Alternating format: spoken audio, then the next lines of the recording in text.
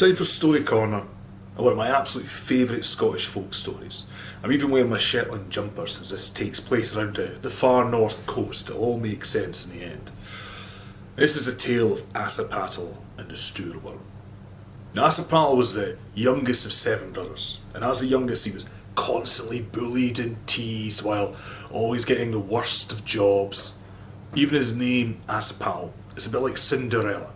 You got it from constantly being covered in ash and soot from the fireplaces. The boy, he was never very interested in his chores.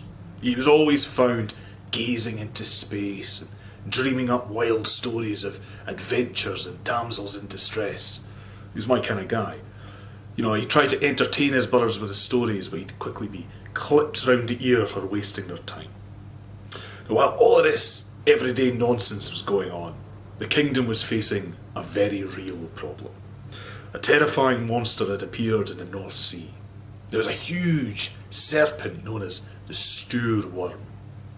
Seemingly miles in length, it had a cavernous mouth and teeth as long as spears. When it slithered onto land, it devoured entire fields of crops and herds of livestock.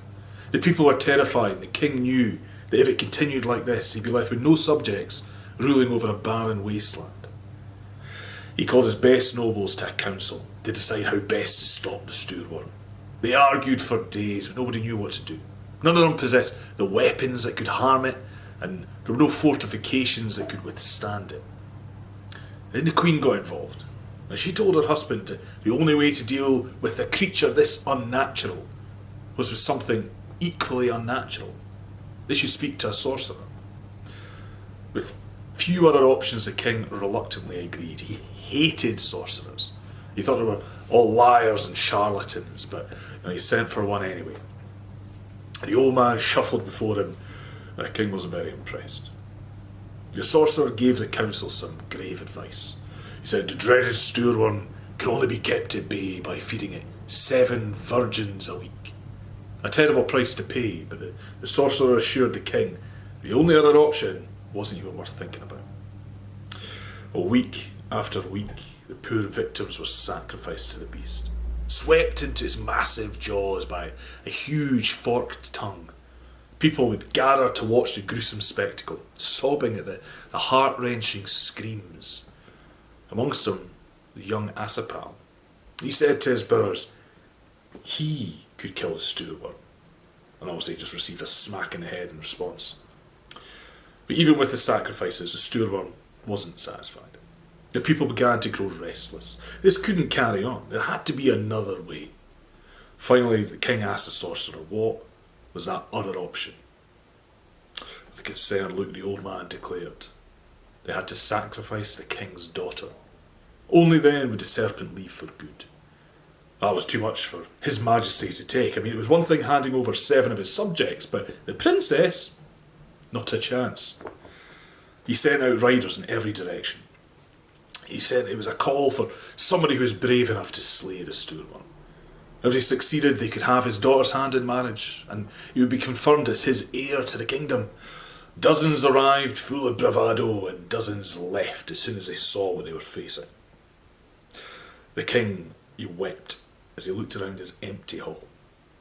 He was going to have to do it himself. He ordered his servant to prepare his boat for the morning, and he took his great big sword off the wall. Now, Assipattle had heard the announcement.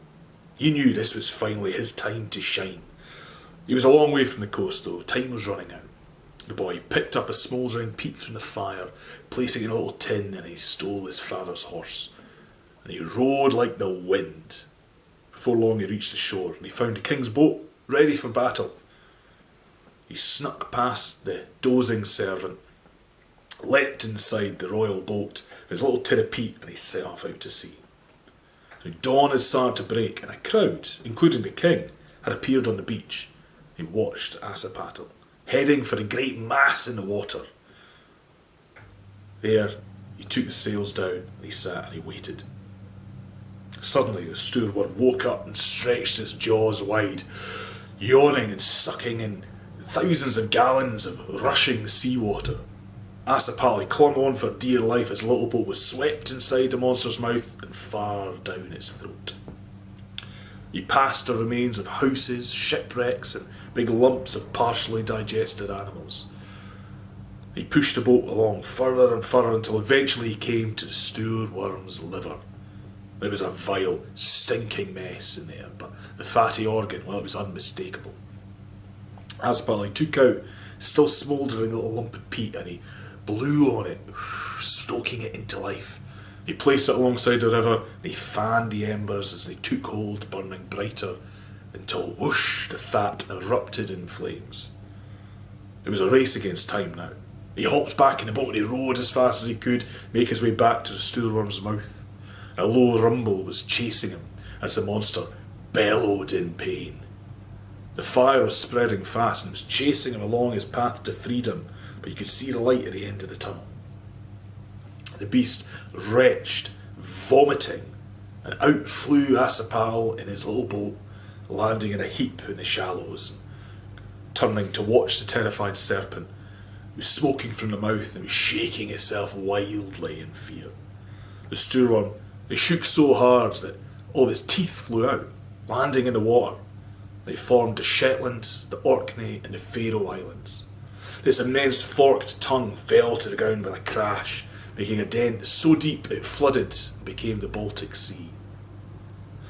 Once powerful and feared, the beast knew it was dying. It slinked off, further out to sea where it curled up in a tight circle, becoming Iceland.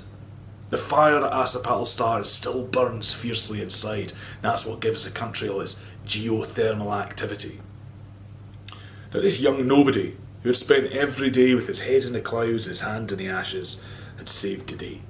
In return, he married the princess, and the pair became the greatest of rulers. Assipattle, he finally grew into the legendary hero that he always knew he would do. Sláinte.